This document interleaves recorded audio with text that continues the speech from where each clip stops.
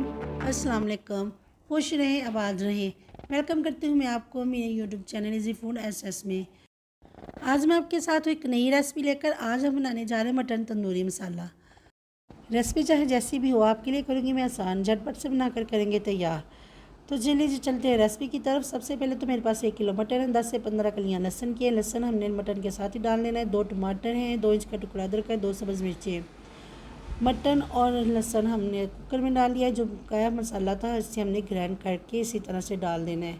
Half tea spoon से कम मैंने हल्दी पाउडर डाला, हाफ़ टी स्पून सुरख मिर्च का पाउडर, हाफ़ टी स्पून डाल देंगे इसमें नमक।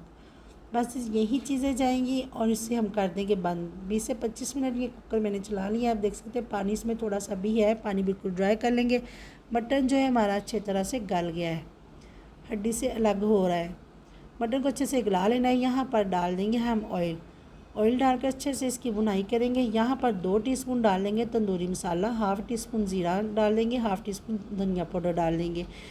5 से 7 मिनट भुनाई करने के बाद यहाँ पर दही डाल देंगे। 3 चम्मच बड़े भरकर मैंने डाल दिया, तकरीबन आधी प्याली हो जाएगी, आधी प्याली से ज़्यादा ही। तो इसमें दही डाल देंगे। दही डालकर अच्छे से मिक्स करके हल्की आंच पर इससे कवर करके रख देंगे।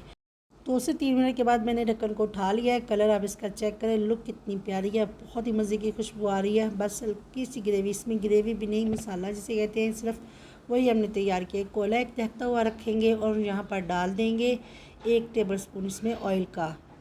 तो ऊपर से फिर से हमने कवर कर देना। तकरीबन 2 मिनट के लिए इसे हम कवर करेंगे और बहुत अच्छा सा इसमें स्मोकी फ्लेवर आ जाएगा।